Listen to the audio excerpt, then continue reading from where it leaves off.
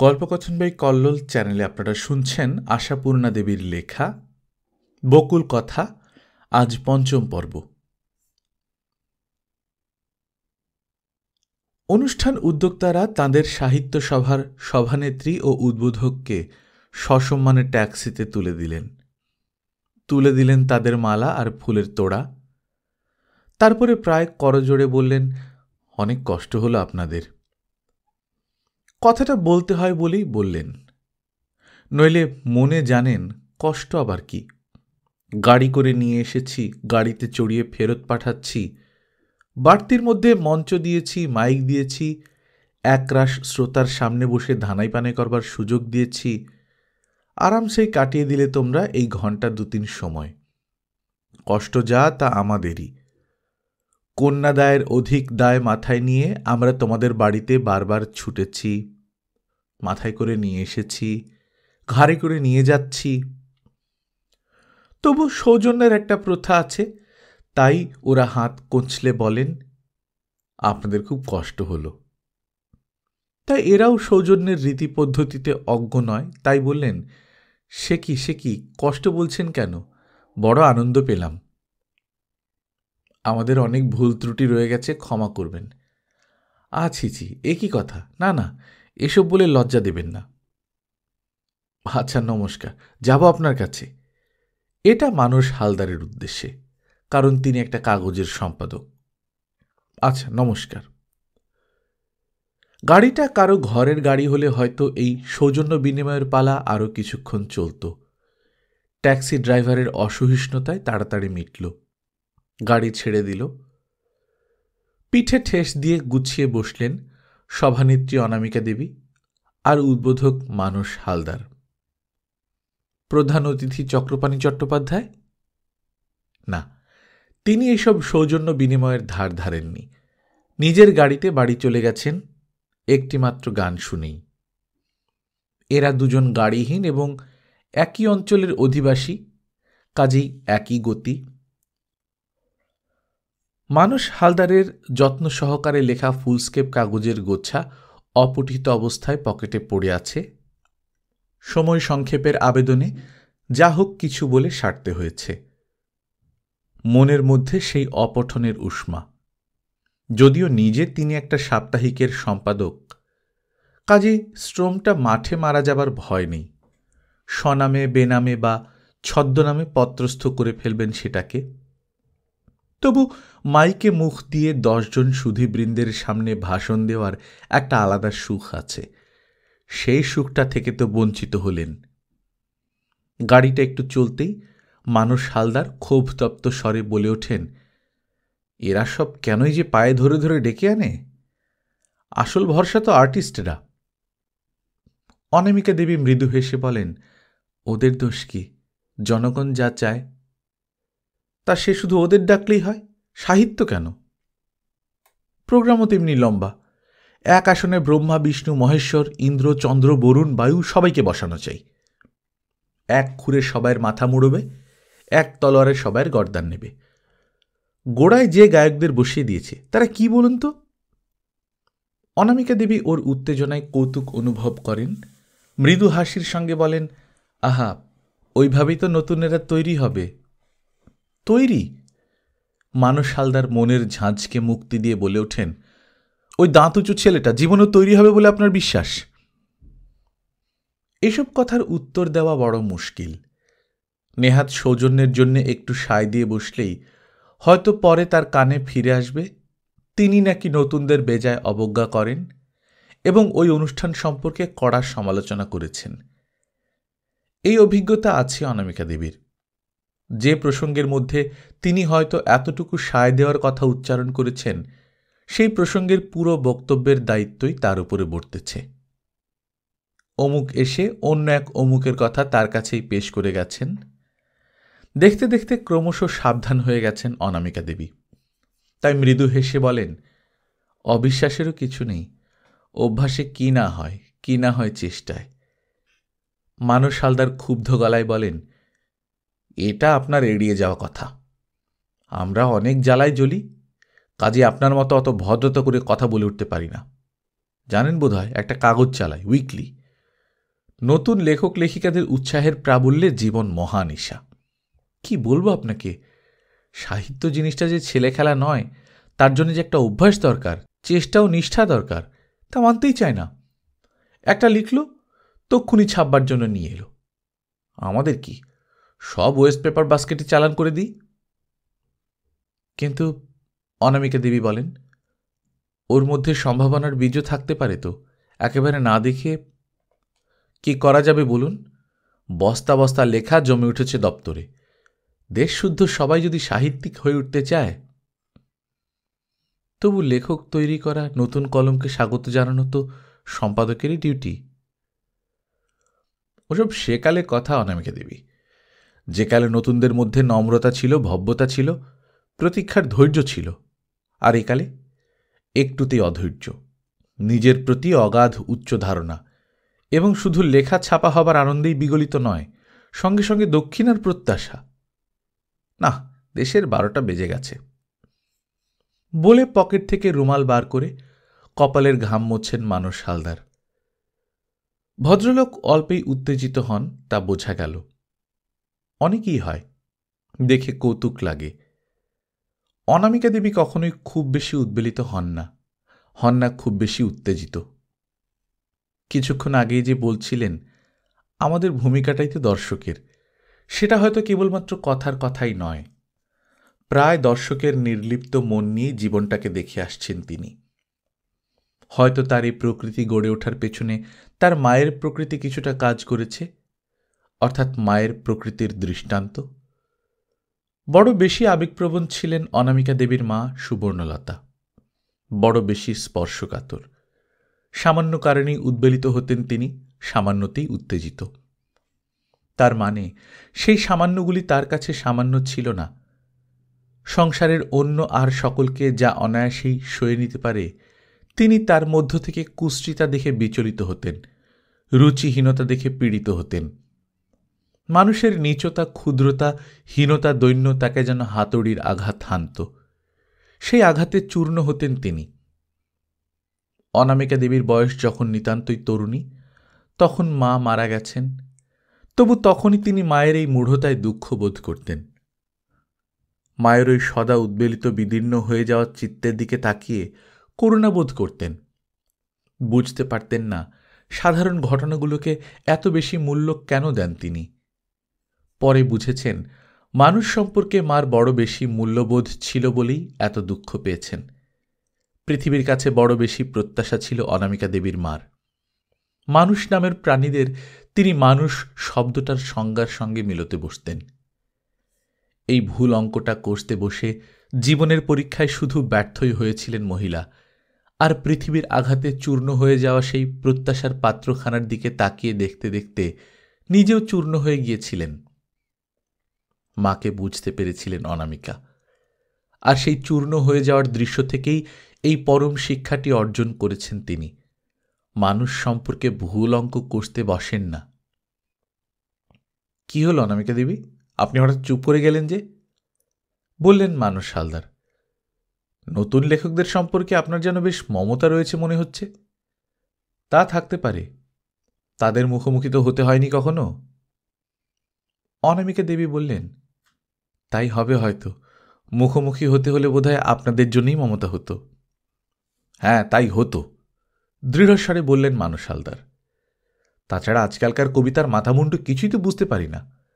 ওর আর বিচার করব কি, নির্বিচারেই বাতিল করে দিই। আপনার কাগজে কবিতা দেন না? দেব না কেন? নিয়ম মাফিক 2 পৃষ্ঠা কবিতার জন্য ছাড়া থাকে। যাদের নামটাম আছে তারা সাপ ব্যাং যা দেন চোখ বুজে ছেপে দিই। অনামিকা ঈষৎ কৌতূহলের গলায় বলেন, শুনে ভরসা পেলাম। ভবিষ্যতে যদি সাপ ব্যাং লিখতে শুরু করি, তার জন্য একটা জায়গা থাকল। মানস হালদার নড়ে চড়ে বসলেন। আপনার সম্পর্কে এটা বলা যায় না। আপনার লেখা কখনো হতাশ করে না। কি জানি আপনাদের করে কিনা, তবে আমাকে করে। আপনাকে করে? অর্থাৎ? অর্থাৎ কোনো লেখাটাই লিখে শেষ পর্যন্ত সন্তুষ্ট হতে পারি না। মনে হয় যা বলতে চেয়েছিলাম তেমন করে বলতে পারিনি। ওটাই তো আসল শিল্পীর ধর্ম। মানুষ হালদার বোধ করি মহিলাকে সান্ত্বনা দান করতেই সোৎসাহে বলেন, সত্যিকার শিল্পীরা কখনোই আত্মসন্তুষ্টির মোহে আপন কবর খোঁড়েন না। আপনি যথার্থ শিল্পী বলেই। আরও সব অনেক ভালো ভালো কথা বললেন মানুষ হালদার, যা নাকি অনামিকাকে প্রায় আকাশে তুলে দেওয়ার মতো। অনামিকা অস্বস্তি অনুভব করেন, অথচ না কি যে বলেন, এই গোছের কথাও মুখে জোগায় না। অতএব মানুষ হালদারের গন্তব্যস্থল এসে গেলে যেন হাঁপ ছেড়ে বাঁচেন। বাকি পথটুকু একা হবেন, নিজেকে নিয়ে একটু একা থাকতে পাওয়া কি যে আরামের। নমস্কার বিনিময়ের পর নেমে যান মানুষ হালদার। অনামিকা পিঠ ঠেকিয়ে ভালো করে বসেন আর আস্তে আস্তে নিজের মধ্যে হারিয়ে যান যেন। কিন্তু শুধুই কি মায়ের প্রকৃতির দৃষ্টান্ত থেকেই অনামিকার প্রকৃতির গঠন? বকুলের কাছ থেকেও কি নয়? বকুলের মধ্যেও কি আবেগ ছিল না? ছিল না মোহ, বিশ্বাস, প্রত্যাশা? মার মতো তীব্রভাবে না হোক, সুষমার মূর্তিতে। বকুলের সে মোহ, সে বিশ্বাস, সে প্রত্যাশা টেকেনি। বকুল অতএব অনামিকা হয়ে গিয়ে আবেগ জিনিসটাকে হাস্যকর ভাবতে শিখেছে। তবু সেই সুষমাটুকু, সেটুকু কি একেবারে হারিয়ে গেছে? বকুলের সেদিনের সেই মূর্তিটা দেখলে তো তা মনে হয় না? বকুল যেন সব ঝেড়ে ফেলে দিয়ে সেই সুষমাটুকুকে মনের মধ্যে আগলে রেখেছিল। সেদিন যেদিন পারুল ও বাড়ি গিয়ে বলেছিল, মা নেই, বাবারও খেয়াল নেই, তাই আমি বলতে এলাম জেঠাইমা, বিয়েটার আর দেরি করবার দরকার কি? নির্মলের জ্যাঠাইমা আকাশ থেকে পড়ে বলেছিলেন, কার বিয়ের কথা বলছিস রে পারু? পারুল জানত এমন একটা পরিস্থিতির মুখোমুখি হতেই হবে তাকে। তাই পারুল স্থির গলায় বলেছিল, আমি আর কার বিয়ের কথা বলবো? বকুলের কথাই বলছি জ্যাঠাইমা। জ্যাঠাইমার পাশে নির্মলের মা বসেছিলেন। তার চোখে মুখে একটা ব্যাকুল অসহায়তা ফুটে উঠেছিল। তিনি সেই অসহায় অসহায় মুখটা নিয়ে প্রত্যাশার দৃষ্টিতে তাকিয়েছিলেন বড় জায়ের দিকে। কিন্তু বড় জা তার দিকে তাকিয়ে দেখেননি। তিনি পারুলের দিকেই দৃষ্টি নিবদ্ধ রেখে উদাস গলায় বলেছিলেন, তা সে আর আমরা পাড়াপড়শিরা কি করব বল মা? তোর বাবা তো আমাদের পড়ছেও না। বাবা তো বরাবরই ওই রকম জ্যাঠাইমা, দেখছেন তো এতকাল। কিন্তু তাই বলে তো চুপ করে বসে থাকলে চলবে না। মা নেই, বৌদিদের কথাও না বলাই ভালো। বকুলটাকে আপনাদের কাছে পৌঁছে দিতে পারলে আমি শান্ত হয়ে শ্বশুরবাড়ি চলে যেতে পারি। হ্যাঁ, এইভাবেই বলেছিল পারুল। বোধহয় নিজের বুদ্ধির আর বুদ্ধি কৌশলের উপর বেশ আস্থা ছিল তার। ভেবেছিল একেবারে এইভাবেই বলবো, আবেদন নিবেদনের বিলম্বিত পথে যাব না। কিন্তু কত ভুল আস্থাই ছিল তার। জ্যাঠাইমা এবার বোধ করি আকাশেরও ঊর্ধ্বতর কোনো লোক থেকে পড়লেন। সেই আছড়ে পড়ার গলায় বললেন, তোর কথা তো আমি কিছু বুঝতে পারছি না রে পারু। আমাদের কাছে রেখে যাবি বকুলকে? তোর মানি বাবা সে প্রস্তাবে রাজি হবে? নচেতা আমাদের আর কি, মা মরার সমস্ত মেয়েটা যেমন মাসি পিসির কাছে থাকে, থাকতো আমাদের কাছে। পারুল তথাপি উত্তেজিত হয়নি। পারুল বরং আরও বেশি ঠান্ডা গলায় বলেছিল, এ ধরনের কথা কেন বলছেন জ্যাঠাইমা? আপনি কি সত্যি বুঝতে পারেননি বকুলের বিয়ের কথা আপনার কাছে কেন বলতে এসেছি? জ্যাঠাইমা বিরস গলায় বলেছিলেন, এর আবার সত্যি মিথ্যে কি তা তো বুঝছি না পারু। হেয়ালি বোঝবার চেষ্টার বয়সও নেই। তোমাদের মা আমাকে বড় বোনের তুল্য মান্যভক্তি করত। আমার কাছে একটা পরামর্শ চাইতে এসেছো, এটাই বুঝছি।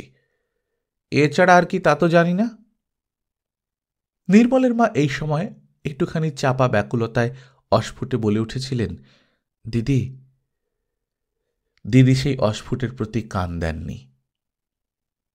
হয়তো সমাজের চাকা আজ এমন উল্টো গতিতে ঘোরার কারণই ওই কান না দেওয়া।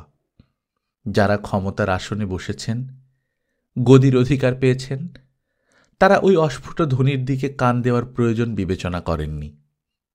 তারা আপন অধিকারের সীমা সম্পর্কে সচেতন থাকেননি। অস্ফুটকে দাবিয়ে রেখে শাসনকার্য চালিয়ে যাওয়ার নীতি বলবৎ রেখেছেন। আজ আর তাই সেই অস্ফুটের ভূমিকা কোথাও নেই। আজ সর্বত্র প্রচণ্ড কল্লোল। সেই কল্লোলে, সেই তরঙ্গে ভেসে গেছে উপরওয়ালাদের গদি, ভেসে গেছে তাঁদের শাসনদণ্ড। নির্বাক অসহায় দৃষ্টি মেলে সেই কল্লোলের দিকে তাকিয়ে আছেন এখন ওপরওয়ালারা। হৃতরাজ্য পুনরুদ্ধারের আশা আর নেই।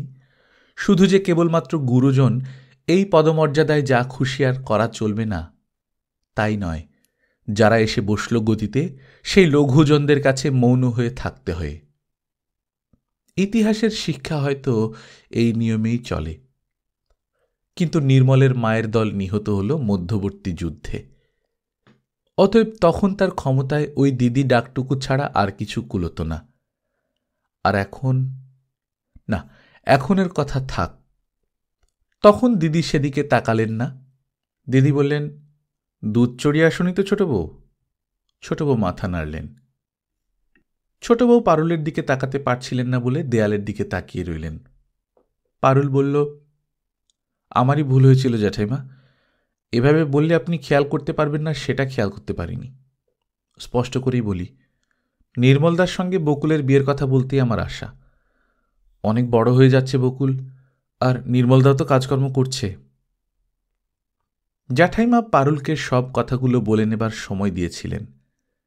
তারপর সবটা শোনার পর মুখে একটা কুটিল হাসি ফুটিয়ে বলেছিলেন, আমার বিশ্বাস ছিল তোমার একটু বুদ্ধিশুদ্ধি আছে, তা দেখছি সে বিশ্বাস ভুল। সাহেব বরের ঘর করে মেম সাহেব বনে গিয়েছ। নির্মলের সঙ্গে বকুলের বিয়ে? পাগল ছাড়া এই প্রস্তাব আর কেউ করতে পারে পারু? কিন্তু কেন বলুন তো? পারু শেষ চেষ্টাটা করেছিল, হেসে বলেছিল, আপনাদের ওই রাড়ি বারেন্দ্র গাঁয়গুত্র, ওসব তো আজকাল কেউ মানে না। জ্যাঠাইমা সংক্ষেপে বলেছিলেন, আমরা আজকালের নই পারু। নির্মলের মা এই সময় একটা কথা বলে ফেলেছিলেন, অস্ফুটেই বলেছিলেন অবশ্য, পারুর বাবাদের ঘর তো আমাদের উঁচু দিদি। জ্যাঠাইমা ছোট জায়ের দিকে একটা কঠোর ভর্ৎসনার দৃষ্টি নিক্ষেপ করে বলেছিলেন, তুমি থামো ছোট বউ, উঁচু নিচুর কথা নয়, কথাটা রীতিনীতির। যাগ্গে, অলিক কথা নিয়ে বৃথা গাল গল্প করার সময় আমার নেই পারু। তাছাড়া তোমার ওই ধিঙ্গে অবতার বোনটি স্বঘরের হলেও আমি ঘরের বউ করতাম না, তা বলে রাখছি। একটা পরপুরুষ ব্যাটা ছেলের সঙ্গে যখন তখন ফুসফুস গুজগুজ, তাকে আকর্ষণ করার চেষ্টা, এইসব মেয়েকে আমরা ভালো বলি না। পারুলের মুখটা যে টকটকে লাল হয়ে উঠেছে সেটা পারুল নিজে নিজেই অনুভব করেছিল, এবং আর একটি কথাও যে বলবার ক্ষমতা ছিল না তখন, তাও বুঝেছিল। পারুল নিঃশব্দে উঠে এসেছিল। তবু বেচারা পারুল তার একান্ত স্নেহপাত্রটির জন্যে আরও কষ্ট করেছিল। গলির মোড়ে নির্মলকে ধরেছিল, বলেছিল, তোমার সঙ্গে কথা আছে নির্মলদা। নির্মল থতমত খেয়ে বলল, কি কথা? পথে দাঁড়িয়ে হবে না সে কথা, এসো একবার। আচ্ছা আগে দেখো আমাদের জানলায় কেউ আছে কিনা। পারুল নিষ্পলকে ওর দিকে তাকিয়ে প্রশ্ন করেছিল, থাকলে কি হয়? ওই দৃষ্টিতে বোধ করি অপ্রতিভ হয়েছিল নির্মল। বলেছিল, না হবে আর কি, তবে জেঠিমাকে তো জানো, দেখতে পেলে এক্ষুনি জিজ্ঞেস করতে বসবেন, কেন, কি বৃত্তান্ত, ওখানে কি কাজ তোর? পারুলের মুখে একটু হাসি ছড়িয়ে পড়েছিল। পারুল আস্তে আস্তে বলেছিল, থাক, আর কোনো কথা নেই তোমার সঙ্গে, কথা আমার হয়ে গেছে। নির্মল কোঁচার খুঁটে মুখ মুছতে মুছতে অবাক হয়ে বলেছিল, কথা হয়ে গেছে? কোন কথা? পারুল একটু বিচিত্র হাসি হেসে বলেছিল, তুমিও দেখছি তোমার জ্যাঠাইমার মতো, বিশদ করে না বললে একটুও বুঝতে পারো না। যাক, তাই বলি, বলছিলাম বাড়ির অমতে বিয়ে করবার সাহস আছে তোমার? অথবা বাড়ির অমতকে সমতে আনবার শক্তি? নির্মল মাথা নিচু করেছিল। নির্মল অকারণেই আবার কপালের ঘাম মুছেছিল। তারপর অস্ফুটে বলেছিল, তা কি করে হয়? হয় না না? নির্মল আবেগরুদ্ধ গলায় বলে উঠেছিল, শুধু মা বাবা হলে হয়তো আটকাত না পারুল, কিন্তু জ্যাঠাইমা, ওকে ওকে রাজি করানো অসম্ভব। তা অসম্ভবই যখন, তখন আর কি বলবার আছে? পারুল হেসে উঠেছিল, যাও, তোমায় আর আটকাবো না। জ্যাঠাইমা হয়তো তোমার দুধ গরম করে নিয়ে বসে আছেন। নির্মলের মুখটাও লাল হয়ে উঠেছিল, আর বড় বেশি ফর্সা রং বলে খুব বেশি প্রকট হয়ে উঠেছিল। নির্মল বলেছিল, তুমি আমায় ঠাট্টা করছো পারুল, কিন্তু ওদের অবাধ্য হব এ আমি কল্পনাও করতে পারি না। ওদের বলছো কেন? তোমার মা বাবার তো অমত নেই। তাতে কোনো ফল নেই পারুল। জ্যাঠাইমার ওপর কথা কইবার ক্ষমতা কারুর নেই। ওরে বাবা, তাহলে তো আমার কোনো কথাই নেই। পারুল হঠাৎ খুব কৌতুকের গলায় হেসে উঠেছিল। বলেছিল, কিন্তু একটা বড় ভুল করে ফেলেছিলে ভাই। জ্যাঠাইমার কাছে অনুমতি না নিয়ে পাড়ার মেয়ের সঙ্গে প্রেম টেম করা ঠিক হয়নি। তাহলে সে মেয়েটা মরত না। আমিও বেঁচে নেই পারুল। হঠাৎ নির্মলের চোখ দিয়ে দু ফোঁটা জল গড়িয়ে পড়েছিল।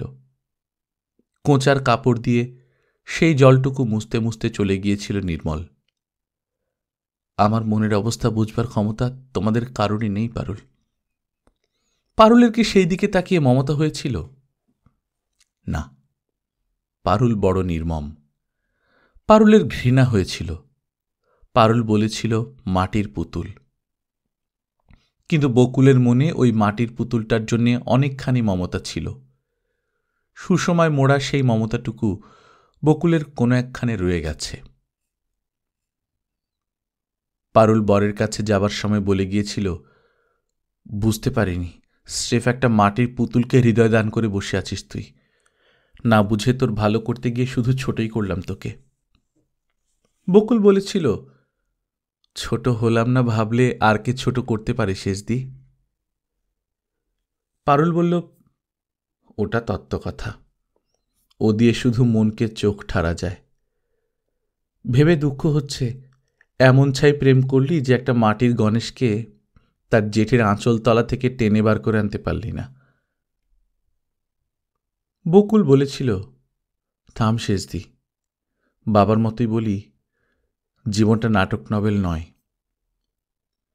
কিন্তু বকুল কি সত্যি কথাটা প্রাণ থেকে বলেছিল?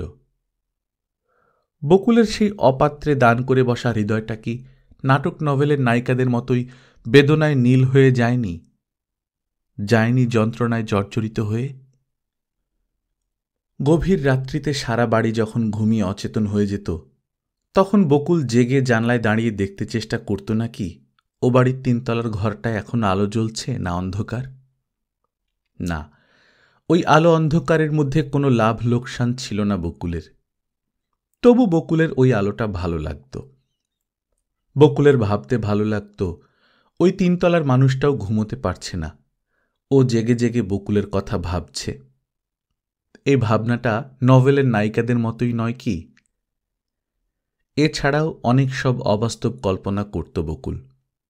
যেমন হঠাৎ একদিন বিনা অসুখে মারা গেল বকুল, বাড়িতে কান্নাকাটির শোরগোল। ও বাড়ি এই আকস্মিকতায় বিমূঢ় হয়ে নিষেধবাণী ভুলে ছুটে চলে এলো এ বাড়িতে। এসে শুনল ডাক্তার বলেছে মানসিক আঘাতে হার্ট দুর্বল হয়ে গিয়ে হার্ট ফেল করেছে।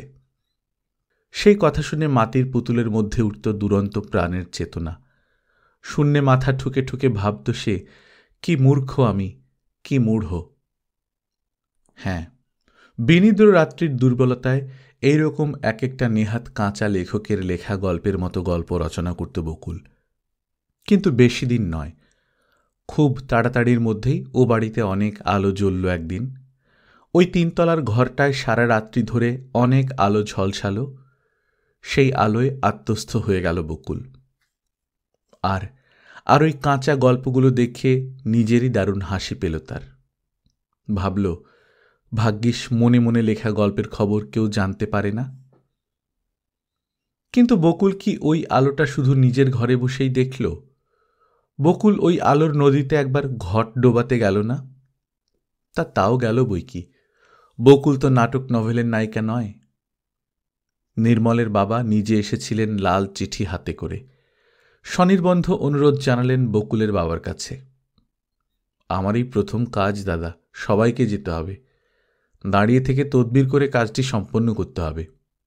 না, শরীর খারাপ বলে এড়াতে চাইলে চলবে না, কোনো ওজোর আপত্তি শুনব না।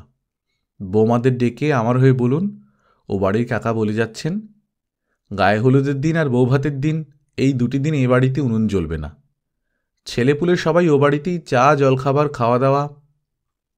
বকুলের বাবা বলেছিলেন, যাবে যাবে, ছেলেরা বৌমারা যাবে।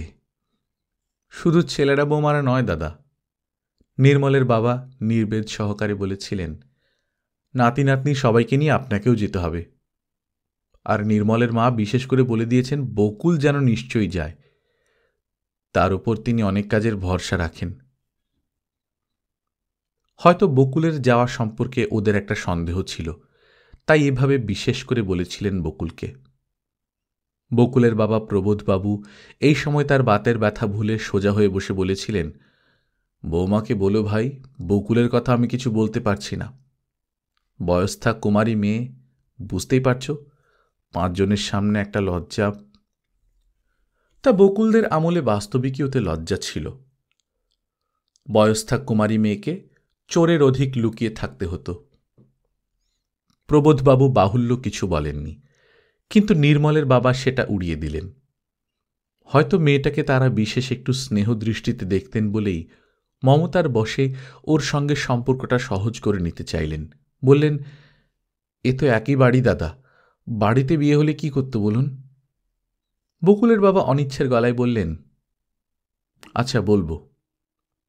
নির্মলের বাবা বললেন, তাছাড়া ওর খুড়ির আরেকটি আবদার আছে, সেটিও বলে যাব। ওর খুড়ি কাজে কর্মে বেরোতে পারছে না, পরে আসবে। তবে সময় থাকতে বলে রাখতে বলেছে। ডাকুন না একবার বকুলকে। অনেকদিন দেখা টাকা হয়নি, নইলে আরও আগেই বলতেন। তাছাড়া বিয়েটা তো হঠাৎ ঠিক হয়ে গেল। বকুলের বাবা এত আত্মীয়তাতেও খুব বেশি বিগলিত হলেন না। প্রায় অনমনীয় গলায় বললেন, বাড়ির মধ্যে কাজকর্ম আছে বোধহয়, ব্যাপারটা কি? ব্যাপারটা তখন খুলে বললেন নির্মলের বাবা। নির্মলের মা বকুলের কাছে আবেদন জানিয়েছে বকুল যেন তার ছেলের বিয়েতে তার নামে একটি প্রীতি উপহার লিখে দেয়। বকুলের বাবার কপাল কুঁচকে গিয়ে আর সোজা হতে চায় না। কি লিখে দেবে? প্রীতি উপহার মানে আর কি? পদ্য। বিয়েতে পদ্য টদ্য ছাপায় না, সেই আর কি। বকুলের বাবা ভুরু কুঁচকে বিস্ময় বিরস কণ্ঠে বলেন, বকুল আবার পদ্য লিখতে শিখল কবে? নির্মলের বাবা বিগলিত হাস্যে বলেন, কবে? সে কি, ছেলেবেলা থেকেই তো লেখে। কেন, ওর পদ্য তো ম্যাগাজিনও ছাপা হয়েছে, দেখেননি আপনি? লজ্জা করে দেখায়নি বোধহয়, ওর ও বাড়ির খুড়ি দেখেছে। বলে তো খুব ভালো, তা সেই জন্যই একটা প্রীতি উপহারের অর্ডার দিতে আসা। ডাকুন, একবার নিজে মুখে বলে যাই। ওষুধ গেলা মুখে মেয়েকে ডেকে পাঠান প্রবোধচন্দ্র। বলেন, তুমি নাকি পদ্য লেখো? বকুল শঙ্কিত দৃষ্টিতে তাকায়। ও বাড়ির কাকাই বা এ বাড়িতে কেন, আর তার সামনে এ কথাই বা কেন? তা কেন যে সেটা টের পেতে দেরি হল না। নির্মলের বাবা তড়বড় করে তার বক্তব্য পেশ করলেন। বকুল নভেলের নায়িকা নয়, তবু বকুলের পায়ের তলার মাটি কি সরে যায়নি?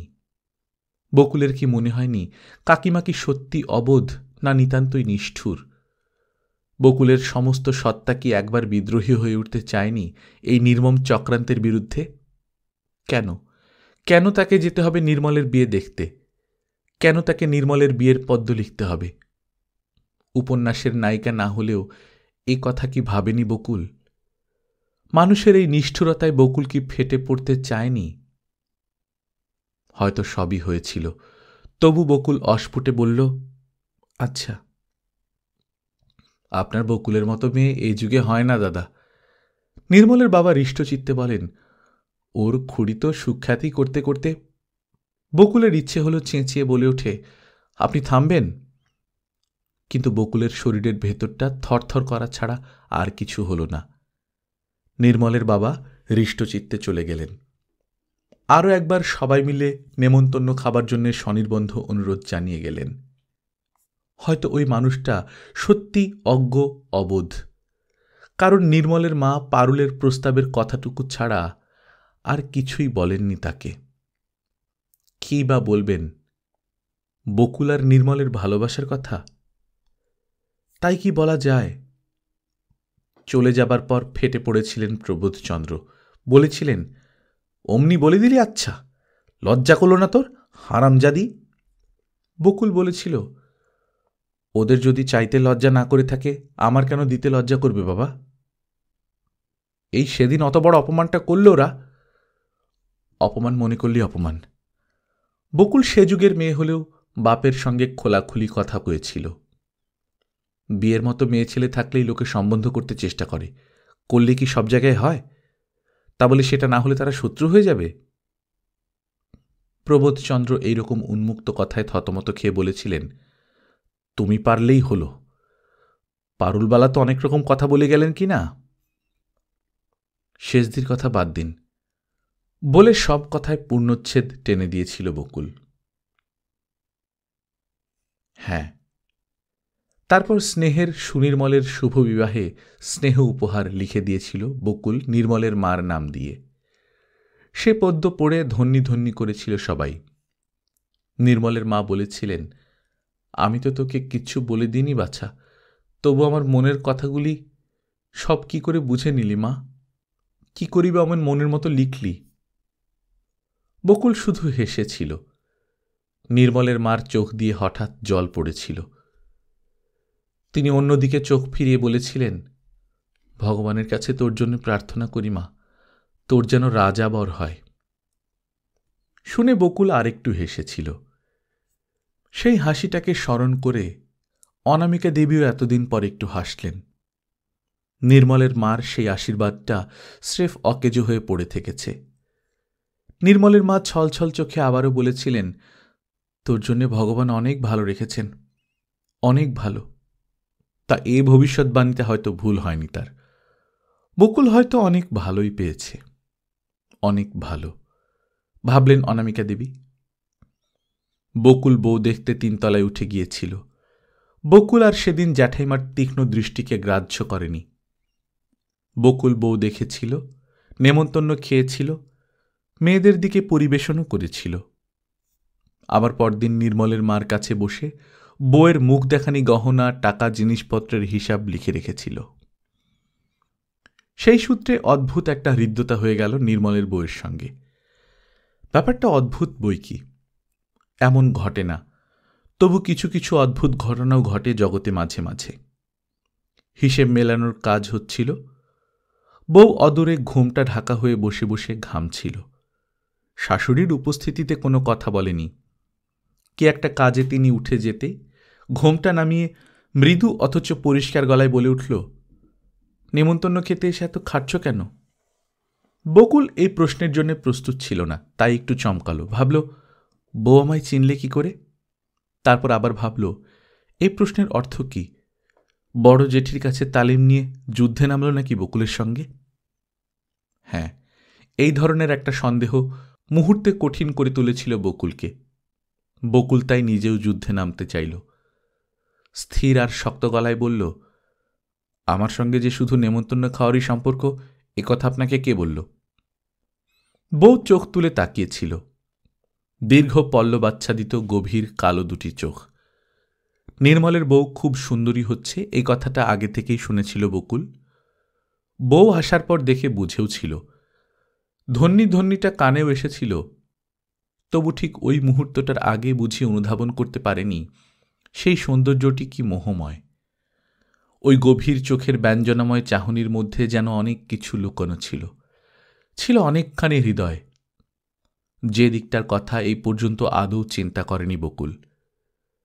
নির্মলের বউ শব্দটাকে বকুল যেন অবজ্ঞা করার প্রতিজ্ঞা নিয়েই বসেছিল, চেতনে না হোক অবচেতনে। কিন্তু বউ বকুলের দিকে ভালোবাসার ভর্ৎসনায় ভরা দুটি চোখ তুলে ধরল। বকুল প্রতিজ্ঞার জোরটা যেন হারাতে বসল। বউ মাধুরী সেই চোখের দৃষ্টি স্থির রেখে বলল, আমি তো তোমায় তুমি করে বললাম ভাই, তুমি কেন আপনি করছ? খুড়িমা ঘরে নেই, মুখোমুখি শুধু তারা দুজনে। বকুল লজ্জা ত্যাগ করল, বলল, তা করব না বাবা, আমি হলাম তুচ্ছ একটা পাড়ার মেয়ে, আর আপনি হচ্ছেন একজন মান্যগণ্য মহিলা, এ বাড়ির বড় বউ। বকুলের কণ্ঠস্বরে কি ক্ষোভ ছিল অথবা তিক্ততা? হয়তো ছিল, কিন্তু বউ তার পাল্টা জবাব দিল না। সে এই কথার উত্তরে হাত বাড়িয়ে বকুলের একটা হাত চেপে ধরে ভালোবাসার গলায় বলে উঠল, যতই চেষ্টা করো না কেন তুমি আমায় দূরে সরিয়ে রাখতে পারবে না ভাই। আমি জানি তুমি খুব কাছের মানুষ, খুব নিকটজন। বকুল একটু অবাক হয়েছিল বইকি। এটা তো ঠিক জেঠিমার তালিম বলে মনে হচ্ছে না। তবে এটা কি?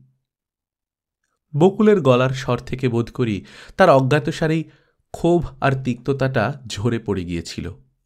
বকুল যেন ঈষৎ কৌতুকের গলায় বলেছিল, বেশ, না হয় তুমি বললাম, কিন্তু আমি খুব নিকটজন এমন অদ্ভুত খবরটি তোমায় দিল কে?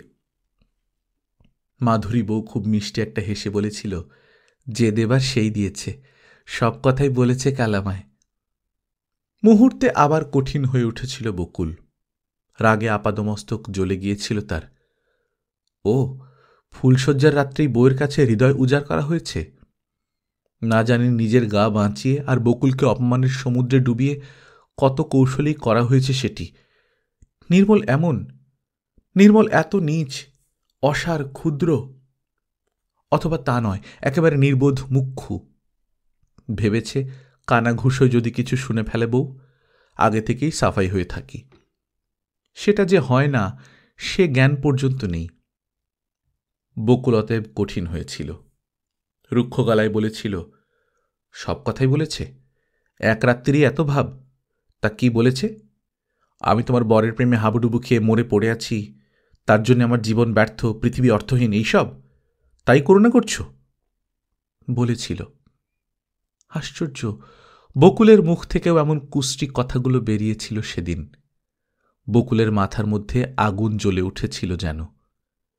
কিন্তু মাধুরী বউ এই রুক্ষতার, এই কটূক্তির উচিত জবাব দিল না। সে শুধু তার সেই বড় বড় চোখ দুটিতে গভীরতা ভরে উত্তর দিল, না, তা বলবো কেন? সে নিজেই ভালোবাসায় মরে আছে, সেই কথাই বলেছে।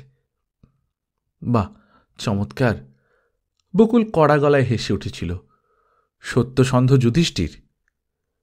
তা যাক, তুমি সেই মরা মানুষটাকে বাঁচাবার প্রতিজ্ঞা নিয়ে এসো, অতএব নিশ্চিন্দি। কথাগুলো কে বলেছিল? বকুল? না বকুলের ঘাড়ে হঠাৎ ভর করা কোনো ভূত? হয়তো তাই, নইলে জীবনে আর কবে বকুল অমন অসভ্য কথা বলেছে?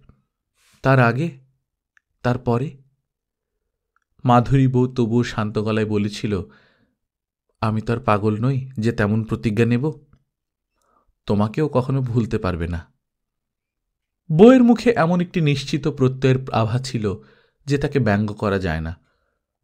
বকুল অবাক হয়েছিল, মেয়েটা কি অবোধ না শিশু?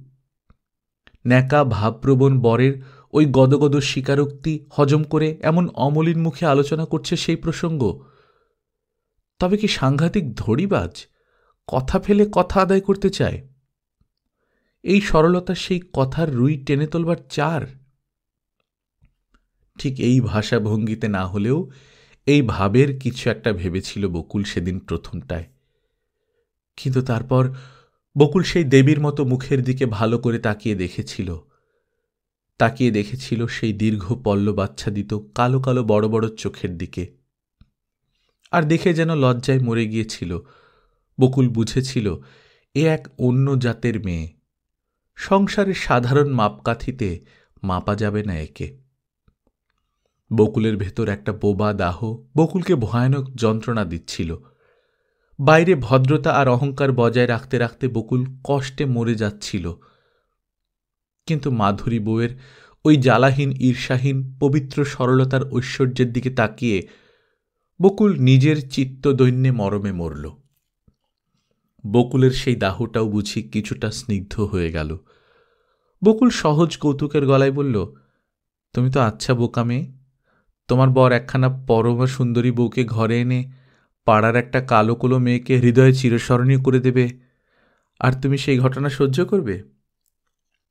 কালো কোলো? বউ একটু হাসে, তোমার খুব বিনয়। তারপর হাসি মুখে বলে, বাইরের রূপটাই তো সব নয়। বকুল এবার হাত বাড়িয়ে ওর হাতটা ধরল, যাকে বলে করপল্লব। যেমন কোমল তেমনি মসৃণ। নির্মলটা জিতেছে, সন্দেহ নেই। এই মেয়েকে দেখে বকুলই মুগ্ধ হচ্ছে। বকুল সেই ধরা হাতটায় একটা গভীর চাপ দিয়ে বলে, তোমার বাইরের রূপও অতুলনীয়, ভেতরের রূপও অতুলনীয়। মাধুরী বউ একটুক্ষণ চুপ করে থেকে আসতে বলে, প্রথম ভালোবাসার কাছে কোনো কিছুই লাগে না। বকুলের বুকটা কেঁপে ওঠে, বকুলের মাথাটা যেন ঝিমঝিম করে আসে। নিজের সম্বন্ধে ভালোবাসা শব্দটা অপরের মুখে এমন স্পষ্টভাবে উচ্চারিত হতে এর আগে কি কোনোদিন শোনেনি বকুল? পারুল তো বলেছে কত, কিন্তু এ যেন অন্য কিছু, আর কিছু। নির্মলের বিয়ের ব্যাপারের গোড়া থেকে নিজেকে কেবলই অপমানিত মনে হয়েছে বকুলের। হঠাৎ নিজেকে যেন অপরাধী মনে হল, যেন বকুল নির্লজ্জের মতো কারোর ন্যায্য প্রাপ্যে ভাগ বসিয়ে রেখেছে। এখন বকুল নিজেকে সেই দাবিদারের থেকে অনেক তুচ্ছ ভাবছে। ওই মেয়েটার কাছে বকুল শুধু রূপেই তুচ্ছ নয়, মহিমাতেও অনেক খাটো। বকুল নিজেকে সেই তুচ্ছর দরেই দেখতে চেষ্টা করল। মাধুরী বউয়ের কথায় হেসে উঠে বলল, ওরে বাস, খুব লম্বা চড়া কথা বলে নির্মলদা তো দেখছি তোমার কাছে নিজের দর বাড়িয়ে ফেলেছে। ওসব হচ্ছে স্রেফ কল্পিত কল্পনার ব্যাপার, বুঝলে? এটা তুমি লজ্জা করে বলছ। মাধুরী বউ মৃদু হেসে বলে, মেয়েরা তো সহজে হার মানে না। পুরুষ মানুষ মনের ব্যাপারে অত শক্ত হতে পারে না। তাছাড়া ও তো একেবারে। মাধুরী বউ নিজেই বোধ করি লজ্জায় চুপ করে গিয়েছিল। বকুল সেই পরম সুন্দর মুখটার দিকে যেন মোহগ্রস্তের মতো তাকিয়ে রইল। এই ঐশ্বর্যের মালিক হয়েছে নির্মল নামের ছেলেটা। বকুল কি নির্মলকে হিংসে করবে? এ যুগের কাছে কি হাস্যকরী ছিল সেকালের সেই জলজল প্রেম ভালোবাসা। অনামিকা দেবী সেই বহু যুগের ওপার থেকে ভেসে আসা আষাঢ়ের দিকে তাকিয়ে প্রায় হেসে উঠলেন। এখনকার মেয়েরা যদি বকুলের কাহিনী শোনে, স্রেফ বলবে, শ্রীমতী বকুলমালা, তোমাকে ফ্রেমে বাঁধিয়ে দেওয়ালে টাঙিয়ে রাখা উচিত। তুমি কিনা তোমার প্রেম পাত্রের প্রিয়ার রূপে গুণে মুগ্ধ হয়ে তার প্রেমে পড়ে বসলে। তার সেই রূপসী প্রিয়া যখন বলল, তোমার উপর ঈর্ষা কেন হবে ভাই, ও তো তোমায় ভালোবাসে বলেই আমারও তোমাকে ভালোবাসতে ইচ্ছে করছে। তোমার সঙ্গে আমি বন্ধু পাতালাম আজ থেকে। তুমি তখন একেবারে বিগলিত হয়ে বন্ধুত্বের শপথ নিয়ে বসলে। নির্মল নামের সেই ভাবপ্রবণ ছেলেটা না হয় প্রথম ঝোঁকে নতুন বউয়ের কাছে অনেস্ট হয়েছে, প্রথম ভালোবাসার বড়াই করে কাব্যি করেছে। কিন্তু তুমি সেই ফাঁদে ধরা দিলে কি বলে? বেশ তো বলেছিলে, বেশি গল্প উপন্যাস পড়েই এই ঢং হয়েছে নির্মলদার। দেবদাস হতে ইচ্ছে হচ্ছে, শেখর হতে ইচ্ছে হচ্ছে, তাই তিলকে তাল করে তোমার কাছে হিরো হয়েছে। বেশ তো বলেছিলে, এসব আজে বাজে কতগুলো কথা তোমার মাথায় ঢুকিয়ে দিয়ে নির্মলদার কি ইষ্টসিদ্ধি হলো জানি না বাবা, বাজে কথায় কান দিও না। বলেছিলে সংসার জায়গাটা স্রেফ বাস্তব, বুঝলে বউ ঠাকুরুন, ওসব কাব্যি টাব্যি চলে না, বিশেষ করে যেটা প্রবল প্রতাপ শ্রীমতী জেঠিমার সংসার। তারপর হঠাৎ তবে ওই মেয়েটার কোমল করপল্লবখানা হাতে ধরে স্তব্ধ হয়ে বসে রইলে কেন অনেকখানি সময়? কেন তারপর আস্তে নিঃশ্বাস ফেলে বললে, আচ্ছা, বন্ধুত্বই পাতালাম। তার মানে তোমার সব গর্ব ধূলিসাৎ হল, তুমি ধরা দিলে। একটি সরল পবিত্রতা, একটি ভালোবাসার হৃদয়, একটি হিংসাশূন্য অহংকার শূন্য নির্মল মন অনেক কিছুই বদলে দিতে পারে বইকি। সকল গর্ব চূর্ণ করে দিয়ে একেবারে জয় করে নিতে সে পারে। বকুলও বিজিত হল। মাধুরী নামের মেয়েটার ওই অদ্ভুত জীবন দর্শন বকুলকে আকৃষ্ট করল, আবিষ্ট করল। তোমার আর আমার দুজনেরই ভালোবাসার পাত্র যখন একই লোক, তখন আমাদের মতো আপনজন আর কে আছে বলো ভাই? তুমিও ওর মঙ্গল চাইবে, আমিও ওর মঙ্গল চাইব, বিরোধ তবে আসবে কোনখান দিয়ে? এই হচ্ছে মাধুরী বউয়ের জীবন দর্শন। 16 আনা অধিকারের দাবি নিয়ে রাজরাজেশ্বরী হয়ে এসে ঢুকেছিল সে, তবু বলেছিল, তোমার কাছে যে ভাই আমার অপরাধের শেষ নেই, সর্বদাই মনে হবে বিনা দাবিতে জোর করে দখল করে বসে আছি আমি। বকুল হেসেছিল, বলেছিল, তোমার মতন এরকম ধর্মনিষ্ঠ মহামানবী সংসারে 2-4টে থাকলে সংসার স্বর্গ হয়ে যেত ভাই বউ ঠাকুরুন। নেই, তাই মর্তভূমি হয়ে পড়ে আছে। অবশ্য ঠিক সেই দিনই এত কথা হয়নি, সেদিন শুধু স্তব্ধতার পালা ছিল। দিনে দিনে কথা উঠেছে জমে, তুচ্ছতার গ্লানি, বঞ্চনার দাহ সব দূর হয়ে গিয়ে মন উঠেছে অন্য এক অনুভূতিতে কানায় কানায় ভরে। আর সেই ভরা মনে নির্মল নামের মেরুদণ্ডহীন ছেলেটার উপর আর রাগ বিরক্তি পুষে রাখতে পারেনি, খাড়া রাখতে পারেনি নিজের মধ্যেকার সেই ঔদাসীন্যের বোবা দেওয়ালটাকে, যেটাকে বকুল নির্মলের সামনে থেকে নিজেকে আড়াল করতে চেষ্টা করে গেঁথেছিল। পারেনি, বরং মমতাই জমা হয়েছে তার জন্যে। তবে সেদিন নয়, যেদিন সেই মাধুরী বউয়ের হাতে হাত রেখে বন্ধুত্বের সংকল্প নিচ্ছিল, সেদিন দেওয়ালটাকে বরং বেশি মজবুত করার চেষ্টা করেছিল।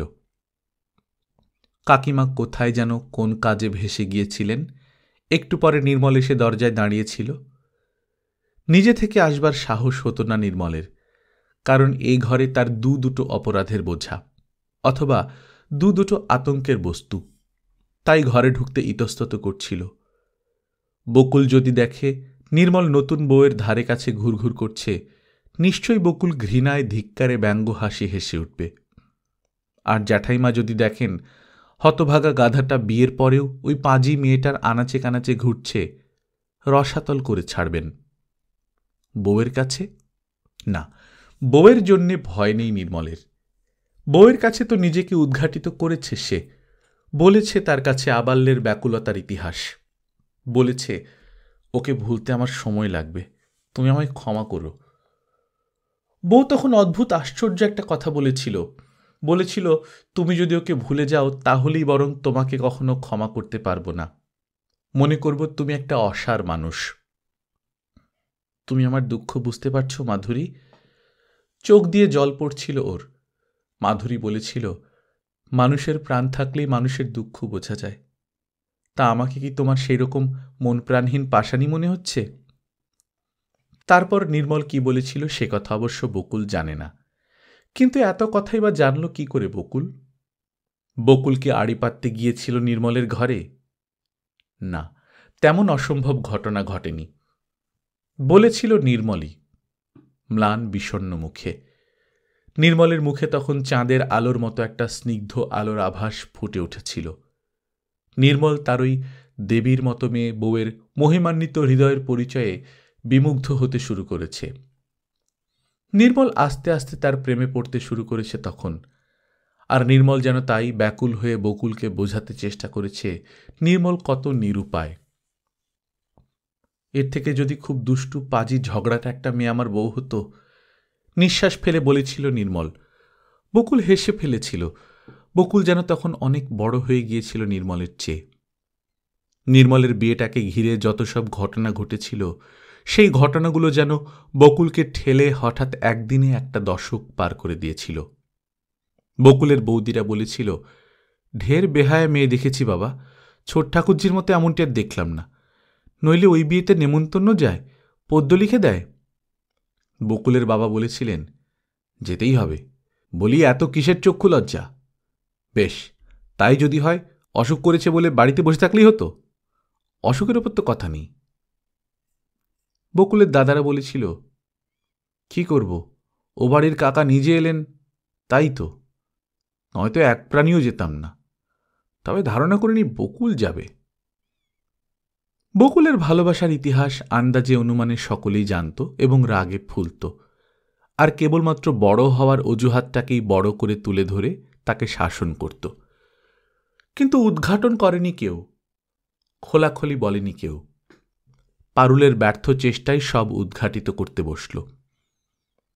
পারুলের ব্যর্থতার পর সে চলে গেলে জ্যাঠাইমা একদিন এ বাড়িতে এসে মিষ্ট মধুর বচনে অনেক যাচ্ছে তাই করে গেলেন এবং বউদের ওপর ভার দিয়ে গেলেন পরিবারের সুনাম রক্ষার। বলে গেলেন, শাশুড়ি নেই তোমাদেরই দায়, যতদিন না বিয়ে দিতে পারছ ননদকে চোখে চোখে রাখবার দায়িত্ব তোমাদেরই, আর স্বামী শ্বশুরকে বলে বলে বিয়েটা দিয়ে ফেলো চটপট, বয়সের তো আর গাছ পাথর নেই।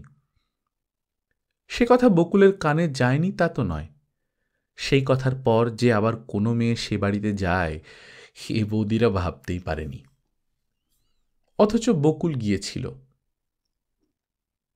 হয়তো বকুল ওই জ্যাঠাইমাকে ওদের বাড়ির প্রকৃত মালিক মনে করত না, অথবা বকুল না গিয়ে থাকতে পারেনি। বিয়ে করে ফিরে নির্মলের মুখটা কেমন দেখায় দেখতে বড় বেশি বাসনা হয়েছিল। কিন্তু বকুল উদাসীন থেকেছিল, বকুল নিষ্ঠুর হয়েছিল। নির্মল যখন সেই ভোজবাড়ির গোলমালে একবার বকুলের নিতান্ত নিকটে এসে বদ্ধ গভীর গলায় ডেকেছিল, বকুল। বকুল তখন ব্যস্ত হয়ে বলেছিল, ওমা তুমি এখানে? দেখো কি তোমার শ্বশুরবাড়ির লোকেরা এসে গেছে বোধহয়, যাও যাও। নির্মল আরও সন্নিকটে এসে বলেছিল, বকুল তুমি আমায় কি ভাবছ জানি না। বকুল কথা শেষ করতে দেয়নি, বলে উঠেছিল, হঠাৎ আমি তোমায় কি ভাবছি এ নিয়ে মাথা ঘামাতে বসছো কেন? আর তোমার কথা আমি বা ভাবতেই বসবো কেন? বকুল, সব কিছুর একটা সীমা আছে নির্মলদা, বলে চলে গিয়েছিল বকুল। আর তারপর থেকে যতবারে নির্মল নিকটে আসবার চেষ্টা করেছে, বকুল সরে গেছে। কিন্তু সেদিন ঘরে নতুন বউ ছিল। নির্মল ঘরের দরজার কাছে দাঁড়িয়ে যেন দেয়ালকে উদ্দেশ্য করে বলেছিল, মা বললেন মা এখন আর আসতে পারবেন না, সব কিছু দেরাজে তুলে রাখতে। বকুল হাতের জিনিসগুলো নামিয়ে রেখে বলেছিল, শুনলে তো বউ হুকুম, তাহলে রাখো তুলে, বরের একটু সাহায্য নিয়ে বরং, বলে নির্মলের পাশ কাটিয়ে চলে গিয়েছিল। বকুলের সেই নিষ্ঠুরতা ভেবে আশ্চর্য লাগে অনামিকা দেবীর। অত নির্মম হয়েছিল কি করে সেদিন বকুল? কোন পদগৌরবেই বা? নির্মলের বউ তো বকুলের থেকে 10 গুণ সুন্দরী, তার উপর আবার অবস্থাপন্ন ঘরের মেয়ে। আর বকুল কিচ্ছু না। বকুল তো শুধু নির্মলের দেওয়া মর্যাদাতেই এতখানি মূল্যবান, অথচ বকুল। কিন্তু তারপর বদলে গেল বকুল। নির্মলের বিয়ের পর জ্যাঠাইমা বোধ করে নিশ্চিন্ত হয়েই কেদার বদ্রী গেলেন কিছু বান্ধবী জুটিয়ে। সেই পরম সুযোগে নির্মলের মা আর বউ এ বাড়ি ও বাড়ি এক করে তুলল। মাধুরী বউয়ের তো এই বাড়িটাই একটা বেড়াতে আসার জায়গা হল। নির্মলের মাও যেন একটা ভারী জাঁতার তল থেকে বেরিয়ে এসে বেঁচেছিলেন দুদিনের জন্যে। এই মুক্তির মধ্যে মাধুরী বউ যেন বকুলকে এক নিবিড় বন্ধনে বেঁধে ফেলল। আর সেই সূত্রে নির্মলের সঙ্গে সম্পর্কটা হঠাৎ আশ্চর্য রকমের সহজ হয়ে গেল। বকুল যেন মাধুরীরই বেশি আপন হয়ে উঠল। বকুল যেন নির্মলের সঙ্গে ব্যবহারে শালিকার ভূমিকা নিল, প্রখর কৌতুকময়ী মুখরা শালিকা। হ্যাঁ, ওই সময়টা থেকেই একেবারে বদলে গিয়েছিল বকুল। এই কিছুদিন আগেও কি ভীরু আর লাজুক ছিল সে। সেই ভীরু কুণ্ঠিত লাজুক কিশোরীর খোলস ভেঙে যেন আর একজন বেরিয়ে এসেছে, প্রখরা পূর্ণ যৌবনা, অসম সাহসিকা। নির্মল তার অসম সাহসিক কথাবার্তায় ভয় পেত, অবাক হতো, আর বোধ করি আরও বেশি আকৃষ্ট হতো। বকুল তখন ওকে ব্যঙ্গ কৌতুকের ছুরিতে বিঁধত। মাধুরী বউ সেই কৌতুকে হাসত, কৌতুক বোধ করত।